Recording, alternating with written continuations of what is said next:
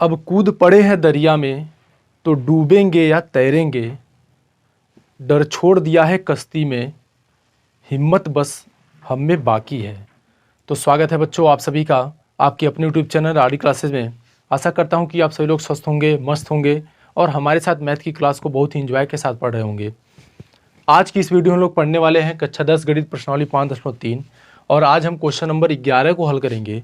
इसके पहले वीडियो में मैंने प्रश्नावली 5.3 के सभी क्वेश्चन को हल करा दिया है। यदि आपने उसे नहीं देखा है तो आप प्लेलिस्ट में जाकर के एक बार उसे जरूर देखें।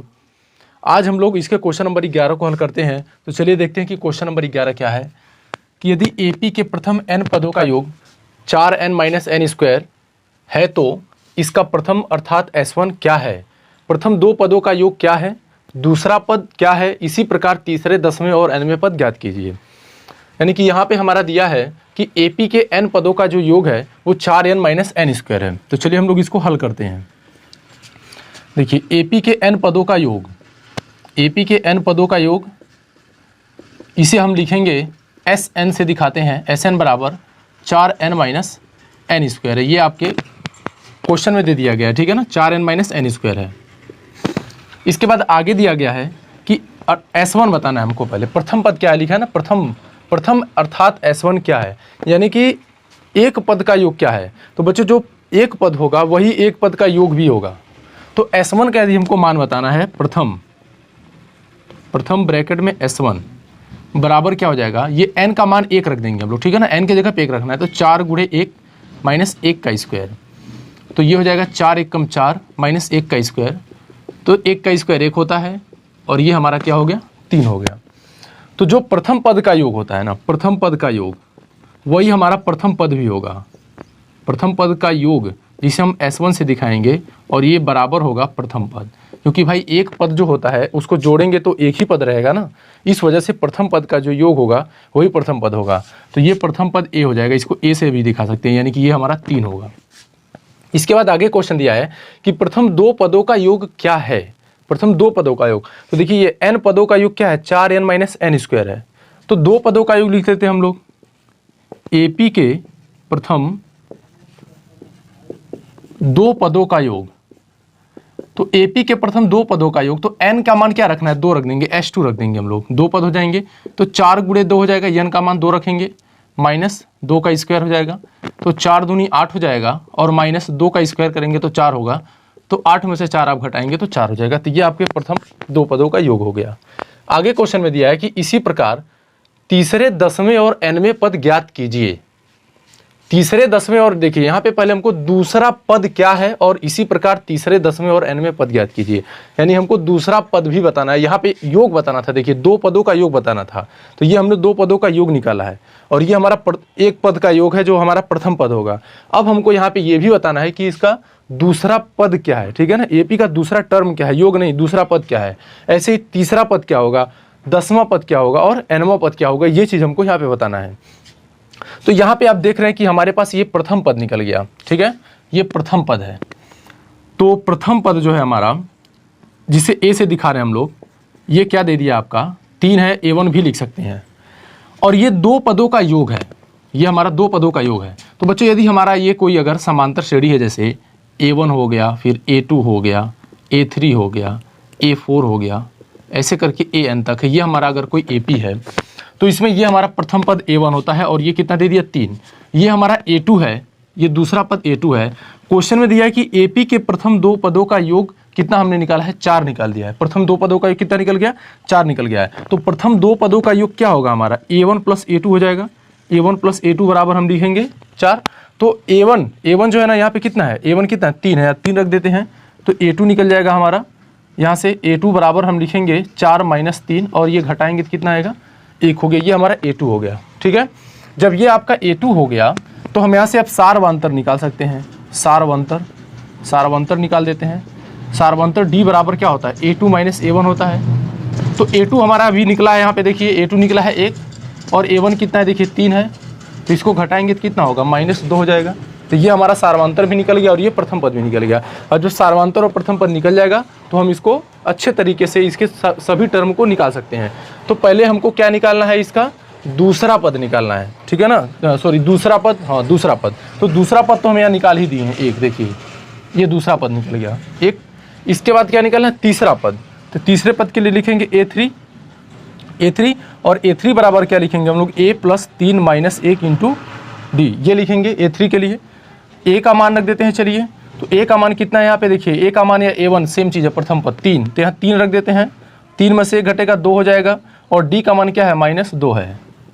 तो ये 3 हो गया और 2 दूनी 4 हो गया, तो -4 हो गया, इसको घटाएंगे तो कितना बचेगा, -1। तो ये a3 का मान हो गया -1।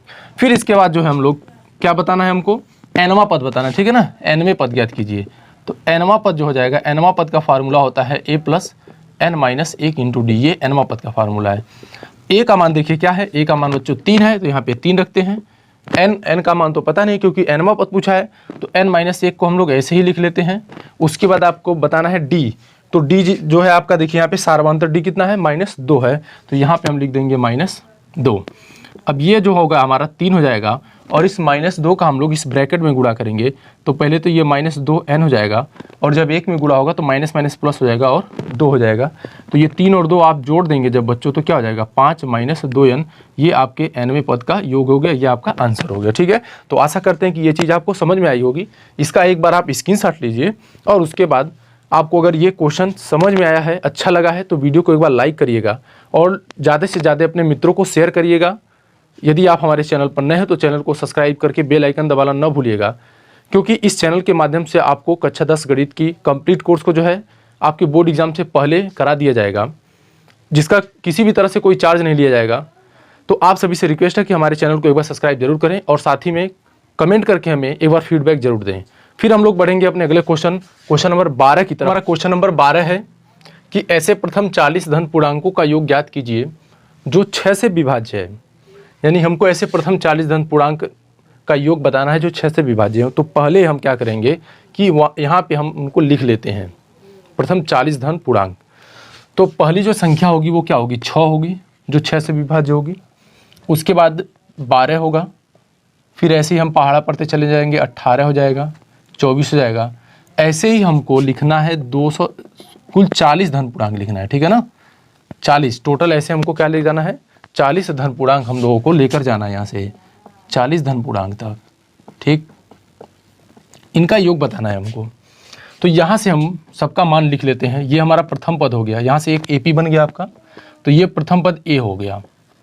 प्रथम पद A कितना दिया है बच्चों, 6 दे दिया है, पहला वाला 6 होगा। फिर उसके बाद सार्वंतर इसे D से दिखाएंगे, और ये दूसरे में से पहले को घटाएंगे, यानी कि 12 - 6, तो ये भी कितना होगा, 6 हो जाएगा। पदों की संख्या क्या है, पदों की संख्या तो बच्चों 40 तक बोला है, तो n बराबर हमारा क्या हो जाएगा, 40 हो जाएगा, क्योंकि 40 धन पूर्णांकों का योग बताना है यहाँ पे, ठीक है ना। योग बताना है तो ये हमारा Sn का फार्मूला होता है, Sn बराबर होता है n/2, 2a + n - 1 × d। ये आपका योग का सूत्र है n पदों के लिए। तो यहाँ पे 40 पद दिए हैं, तो 40 लिखेंगे हम लोग। तो ये S 40 लिख देंगे, यहाँ पर भी 40 लिखेंगे। फिर ऐसे ही हम 2a यानी कि 2 गुणे a का मान, यानी प्रथम पद का मान 6 है, तो यहाँ पे 6 लिख लेंगे। फिर प्लस में n - 1 है, तो यहाँ क्या लिखेंगे, 40 - 1 लिखेंगे। और फिर यहाँ पे क्या है, d है, तो d का भी मान क्या है, 6 है, तो यहाँ पर भी हम लोग 6 लिख लेंगे, ठीक है। अब इसको सॉल्व कर लेते हैं। तो जब इसे सॉल्व करेंगे तो ये कटेगा हमारा क्या हो जाएगा, 20 हो जाएगा। तो ये तो 20 हो गया, ये 2 × 6 = 12 हो गया, और ये 40 में से 1 जब हम लोग हटाएंगे तो हमारे पास 39 बचेगा, और 39 गुणे में क्या हो गया, 6 हो गया, ठीक है। तो इस तरह से S 40 बराबर क्या लिख सकते हैं हम लोग, तो ये 20 है, तो 20 तो अभी ऐसे लिखा जाएगा क्योंकि पहले हम लोग ब्रैकेट के अंदर वाले को सॉल्व कर लेते हैं। तो 12, तो यहाँ पे 12 लिख लेंगे, प्लस 39 और 6 का गुणा कर देंगे, ठीक है ना, इन दोनों का गुणा कर लेंगे। तो जब इनका गुणा करेंगे तो 6 × 9 = 54, और हाथ में आए 5, और 6 × 3 = 18, 18 और 5 = 23, यानी कि 234 होगा। फिर इसके बाद जो है हमारा ये 20 होगा, और ये दोनों जोड़ लिए जाएंगे क्योंकि ब्रैकेट में है इसलिए इनको जोड़ लिया जाएगा। तो जब इनको जोड़ेंगे तो ये 4 × 2 = 6 हो जाएगा, और 3 × 1 = 4 हो जाएगा, यानी कि 246 हो जाएगा।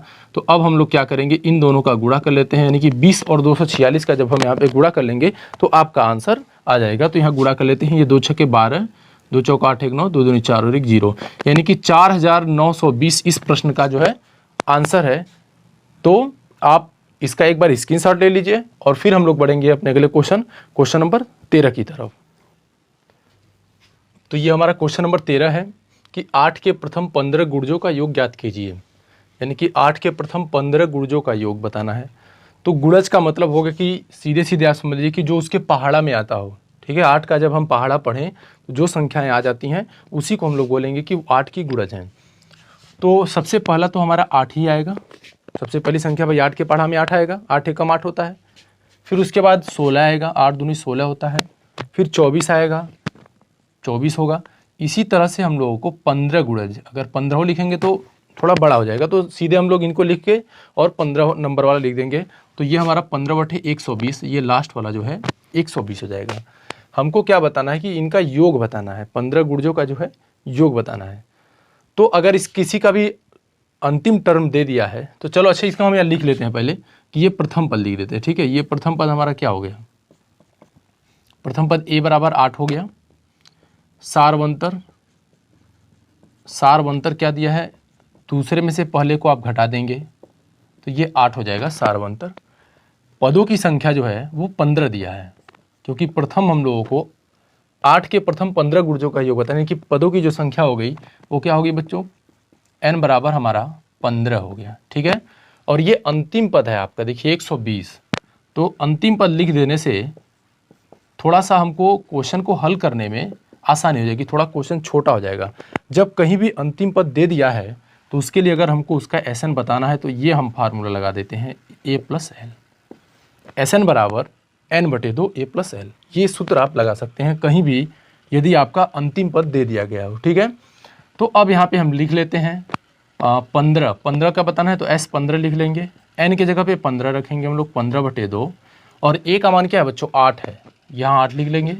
और ये सारवंतर का यहाँ पे यूज नहीं है। और ये l है तो l कितना दे दिया 120, तो यहाँ पे 120 लिख लिया जाएगा। ठीक है, अब इसके बाद जो है ये 15/2, 120 और 8 हम जोड़ लेंगे। तो जब 120 और 8 जोड़ेंगे तो क्या हो जाएगा, 128 हो जाएगा, गुणे में 128। तो ये यहाँ से कैंसिल हो जाएगा और ये 64 हो जाएगा। तो इस तरह से जब हम लोग 15 और 64 का यहाँ पे कर लेते हैं गुणा और हमारा आंसर जो है आ जाएगा, तो 5 चौक के 20, 5 छः के 30 2 32, 1 चौक 4 हो जाएगा और 1 छः के 6 हो जाएगा।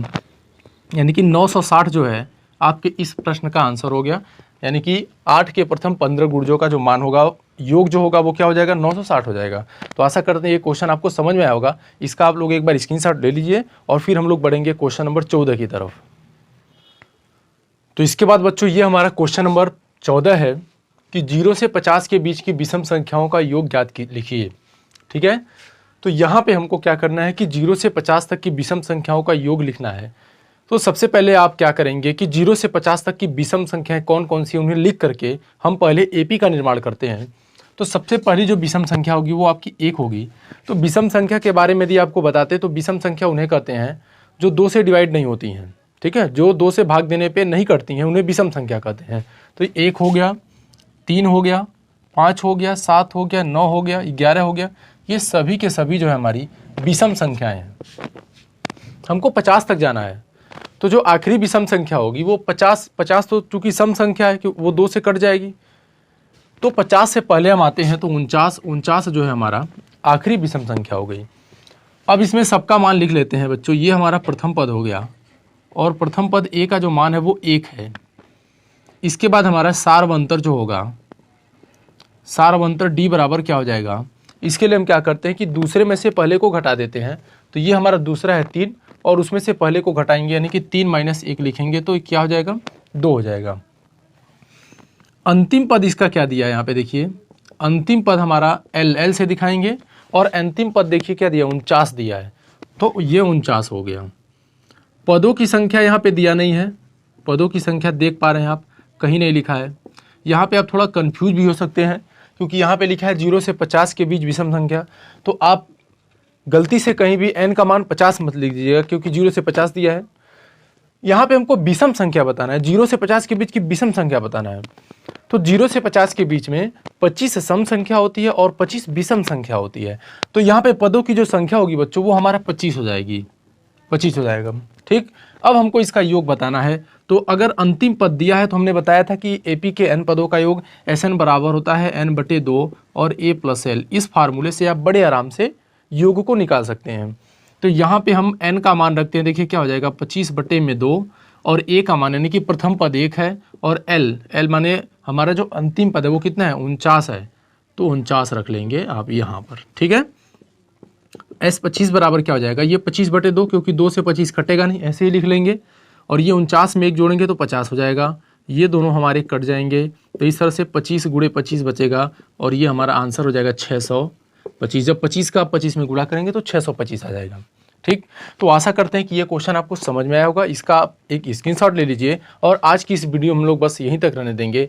आगे के जो क्वेश्चन है 15, 16, 17, 18 जो भी क्वेश्चन है उनको हम लोग अगले वीडियो में सॉल्व करेंगे।